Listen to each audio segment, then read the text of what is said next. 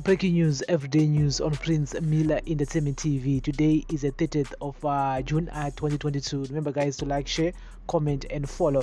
And so, the 2023 polls have emerged as the leading cause of distress among Zimbabweans as political tensions heightened, as surveyed by the Zimbabwe Human Rights Association. Zimbos has showed. Zimbos last Thursday released its 2021 State of Peace report, which shows that politics was the leading factor that could trigger violence in the country. A survey was conducted in 6 provinces, and respondents said they expect bloodshed ahead of next year's polls.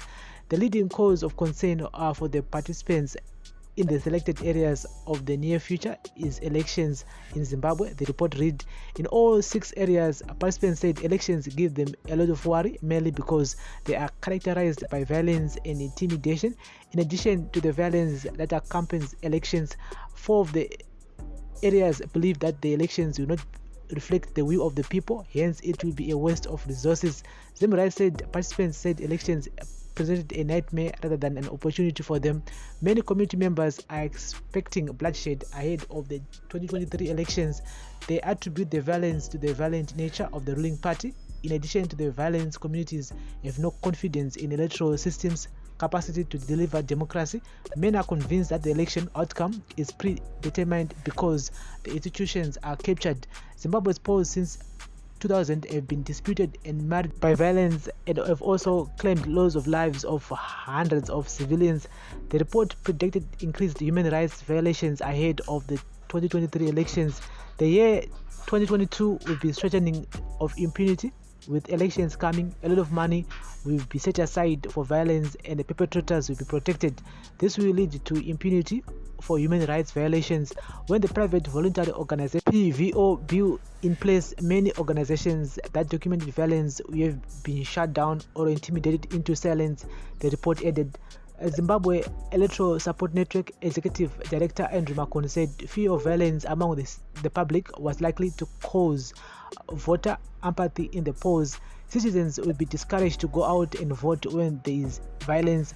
Political party leaders and relevant electoral stakeholders should urgently put in place mitigation measures to guarantee violence-free polls.